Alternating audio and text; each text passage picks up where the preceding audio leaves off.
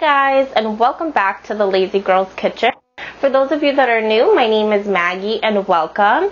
So today I'm going to share with you another apple recipe. This is what I call my crustless apple pie. It's not actually a pie, but it's delicious and it's perfect if you're by yourself or if you're just entertaining a friend and you want something quick to come together. It really is effortless and it's so delicious. So if you want to see how it comes together, make sure you keep on watching. Alright, so to make this, you're going to need apples of your choice. So I'm using Macintosh, but you can use really whatever you'd like. Granny Smith works beautifully in this. You're going to need the juice of half a lemon.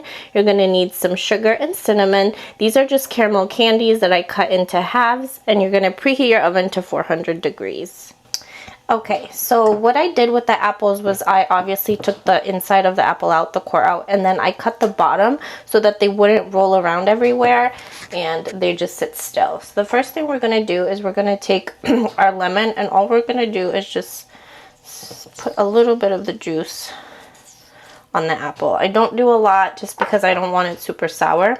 And then I take my sugar and cinnamon mixture and just kind of, as much or as little as you want. I mean, however adventurous you're feeling.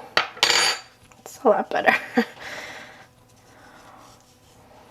There we go. I like a lot of cinnamon because I love to have that pie, that fall flavor. You don't have to. And then final step, you're gonna put in your caramel candy. I do about 3 pieces that I cut in half in each little, you know, apple, but it all depends on how many fit. So there we go. One more here.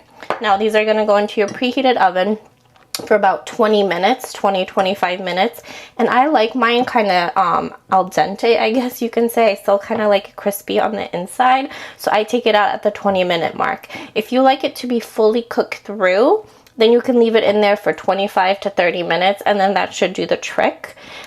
Then just top it with some ice cream and you're good to go. You're gonna love this as much as I do.